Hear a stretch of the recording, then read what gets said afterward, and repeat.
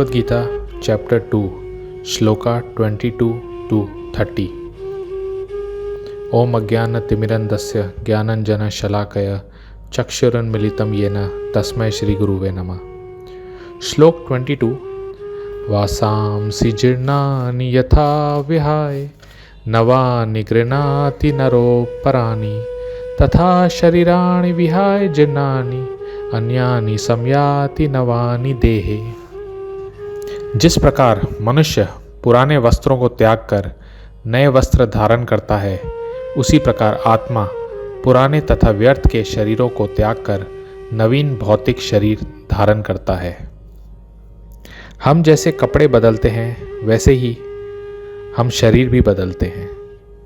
तो हमारे कर्म और इच्छा के अनुसार भगवान हमको नया शरीर प्रदान करते हैं।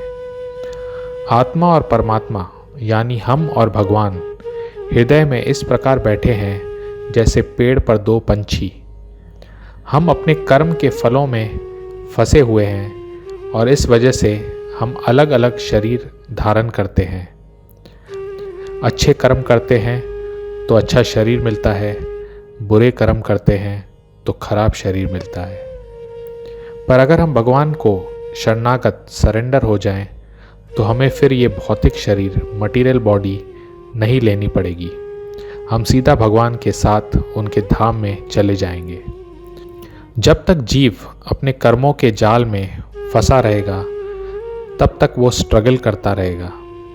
उसे चिंता सताएगी और मन डिस्टर्ब रहेगा। पर जैसे ही हम भगवान की तरफ बढ़ते हैं, तो हम धीरे धीरे सब चिंताओं और प्रॉब्लम से मुक्त हो जाते हैं। नैनम छिंदन्ति शस्त्राणि नैनम दहति पावक न चैनम क्लेदान्ति आपो न शोषति मारुत।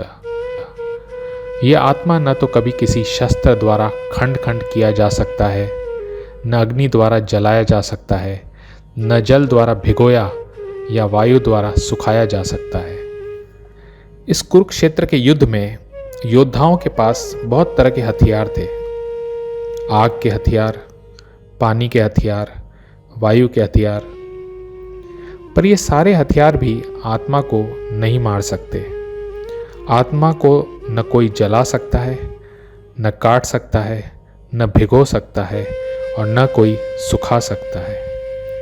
इसका मतलब आत्मा पानी में भी रह सकता है, वायु में भी रह सकता है और आग में भी रह सकता है। पहले साइंटिस्ट कहते थे कि आग से सब स्टेरलाइज हो जाता है, मतलब आग में कोई भी जीव नहीं रह सकता। पर कुछ साल पहले फायर बैक्टीरिया डिस्कवर हुए हैं। पर यह गीता का श्लोक 5000 साल पहले भगवान ने कहा। तो हमारे शास्त्र परफेक्ट हैं क्योंकि ये भगवान की वाणी है। 24 नंबर श्लोक में एक शब्द आता है सर्वगाता, मतलब हर जगह आत्मा रह सकता है। शास्त्र कहते हैं सूर्य में भी देवता रहते हैं। हमारे शास्त्रों में हजारों सालों पहले लिखा था कि 84 लाख योनियाँ 84 लाख स्पीशीज हैं। मतलब पेड़ पौधों में भी जान है, जीव हैं। पर कुछ साल पहले आचार्य जगदीश चंद्र बोस जी ने डिस्कवर किया कि प्लांट्स हैव लाइफ, मतलब पौधों में जान होती है। उनको कितने अवार्ड मिले। कहने का मतलब जब भगवान हजारों लाखों सालों से जो कह रहे हैं, उसमें जल्दी लोग यकीन विश्वास नहीं करते, शक करते हैं, कहते हैं ये मनगढ़ंत कहानियाँ हैं, माइथोलॉजी है। पर वही बातें जब कोई साइंटिस्ट हजारों साल बाद डिस्कवर करता है, तो लोग उसे मानते हैं और उन्हें पुरस्कार प्राइज भी देते हैं। शास्त्रों को एक माँ के रूप में एक्सेप्ट किया जाता है और भगवान को पिता के रूप में। एक माँ ही अपने बच्चे को बता सकती है कि उसके पिता कौन है। एक स्टूडेंट ने कहा कि हम डीएनए टेस्ट से पता कर सकते हैं, पर आप कितनों का डीएनए टेस्ट करेंगे।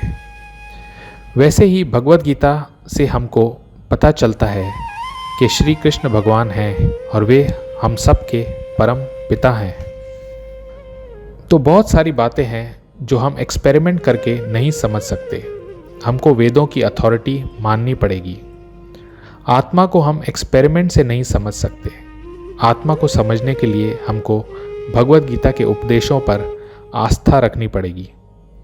तो शास्त्रों में बहुत सारी बातें रिपीट होती हैं ताकि हम बिना मिस्टेक के उसे समझ सकें। ऐसे कुछ लोग हैं जो ये मानते हैं कि मरने के बाद सब खत्म हो जाता है, वह आत्मा को नहीं मानते। तो भगवान अर्जुन को कह रहे हैं, अगर तुम भी ये मान लो तो भी तुम्हें चिंता की ज़रूरत नहीं है, क्योंकि जब ये शरीर मिट्टी का बना है और मिट्टी में मिल जाएगा तो इतना सोचना क्यों। इस टेम्पररी बॉडी के लिए तुम अपना क्षत्रिय धर्म क्यों छोड़ते हो। फिजिक्स में एक लॉ है, law of conservation of energy. मतलब पहले मिट्टी थी, फिर मिट्टी को एक बिल्डिंग का शेप आकार मिला, फिर बिल्डिंग मिट्टी बन गई। तो मिट्टी तो ख़त्म नहीं हुई, तो चिंता क्यों। और अगर हम ये मानते हैं कि पहले हम नहीं थे, अब हैं, फिर नहीं रहेंगे, तो भी क्या टेंशन है। अगर अर्जुन तुम वेदों को मानते हो तो शरीर चेंज होना एक कपड़ा बदलने जैसा है। ड्रेस चेंज करते वक्त कोई दुखी थोड़ी ना होता है।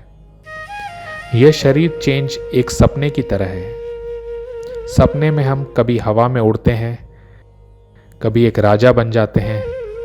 असली चीज आत्मा है। श्लोक 29। कोई आत्मा को आश्चर्य से देखता है, कोई इसे आश्चर्य की तरफ बताता है तथा कोई इसे आश्चर्य की तरह सुनाता है, किंतु कोई कोई इसके विषय में सुनकर भी कुछ नहीं समझ पाते।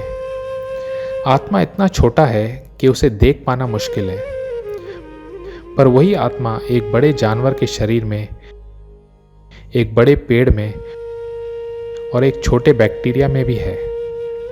1 इंच की जगह में करोड़ों बैक्टीरिया आ सकते हैं और उन सबों में आत्मा है। यह आश्चर्य की बात नहीं तो क्या है। This is simply amazing. इस आत्मा का ज्ञान जो समझ जाएगा वो बड़ा भाग्यवान है। इस ज्ञान को कुछ लोग अपने मन के हिसाब से भी समझाते हैं। वे कहते हैं कि आत्मा और परमात्मा एक है, पर शास्त्र क्लियरली बताते हैं कि आत्मा और परमात्मा दोनों अलग हैं। तो जो मनुष्य ये समझता है कि आत्मा क्या है, परमात्मा कौन है और इन दोनों का रिश्ता, रिलेशनशिप क्या है, और इस ज्ञान को दूसरों को समझा सकता है, उसका जीवन सफल है। तो भगवान श्री कृष्ण अर्जुन को ये कहकर आत्मा का ज्ञान समाप्त करते हैं कि शरीर के अंदर जो आत्मा है वो कभी मारा नहीं जा सकता, इसलिए तुमको शोक करने की ज़रूरत नहीं। Thank you very much. Hare Krishna.